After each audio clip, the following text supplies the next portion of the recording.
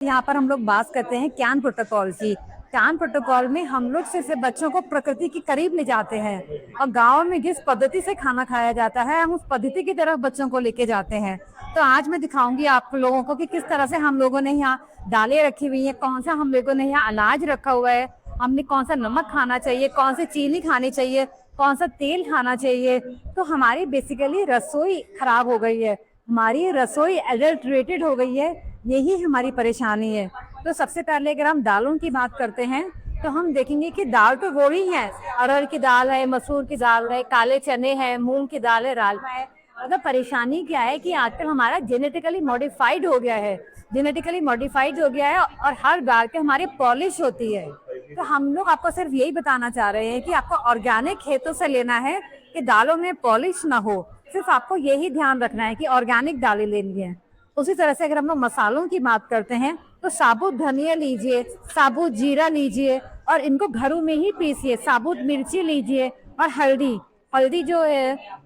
तो इस तरह से जो हमारे सारे मसाले हैं उनमें मिक्सिंग हो रही है, सिर्फ यहीं पर हम लोग गड़बड़ हो रही है हम लोगों की। और जो हमारा गेहूं और चावल है वो बहुत टाइम से, जब इंदिरा गांधी के टाइम से उसको हाइब्रिड कर दिया गया था। कहीं ना कहीं ऐसा लगता है कि जानबूझ के हमारी रसोइयाँ खराब करी गई, जैसे हम पूरी जिंदगी एलोपैथी डॉक्टर्स के चक्कर काटते रहे। तो अगर आप हमारे उन अनाजों पर जाते हैं जिनको आजकल चिड़ियों को खाने के लिए बोला जाता है, कुटकी, और ये मिलेट्स है, कंगनी, तो ये सब अगर हम अनाज देखते हैं तो यहाँ तक चिड़ियों को दाने की तरह डाला जाता है, रागी, बाजरा, जौ। मगर यही अनाज है जब गांव में अभी भी दादी नानी हाथों से इनकी रोटी बनाती हैं।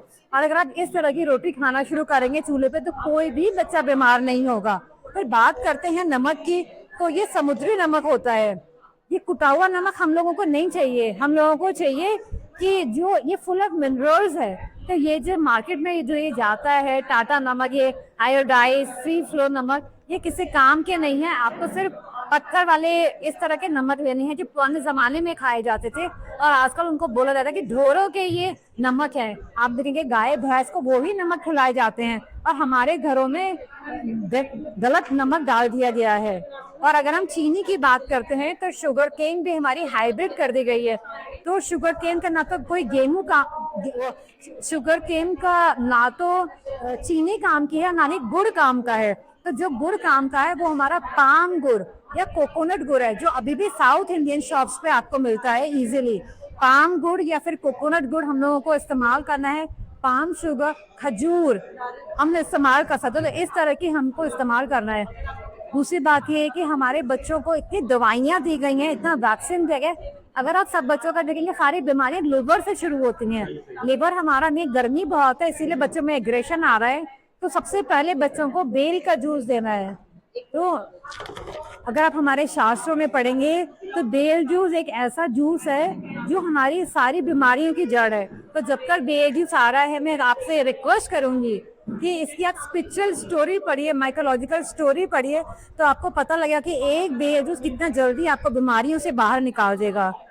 दूसरा बात है कि हमारे जो रसोई में रिफाइंड तेल है, तो रिफाइंड तेल की तरह हम लोगों को ये हैंड ड्रिवन, जैसे पहले कोल्हू के बैल से तेल निकाला जाता था या फिर कोल्ड कंप्रेस या लकड़ियों से दबा के, उस तरह का हमको ऑयल चाहिए। और हमारे बच्चों को फिक्स इसलिए आते हैं क्योंकि उनकी बॉडी में असली घी तेल नहीं है। तो उसके लिए हम लोग ये नारियल लेके आए हैं। तो ये नारियल को आपको कद्दूकस करके इसको मिक्सी में चला के इसका दूध पीना है। तो जब आप इसका दूध पियेंगे ऑटोमेटिकली ऑयल आपकी बॉडी में जाएगा। और एक एक चम्मच हम बच्चों को ये वाला तेल भी पिला सकते हैं। तो नीम थेरेपी तो हमारा मैजिक है ही। नीम थेरेपी के साथ साथ अगर हम अपने किचन को इस तरह से ठीक कर लेते हैं, और यही प्रोटोकॉल हमने इसमें भी बनाया है, तो ये सब अपना प्रिंट आउट निकाल के अपनी अपनी रसोइयों में चिपका लें तो देखेंगे कि बड़ी से बड़ी न्यूरोलॉजिकल बीमारी को हम कितना आसानी से मात दे सकते हैं। Thank you.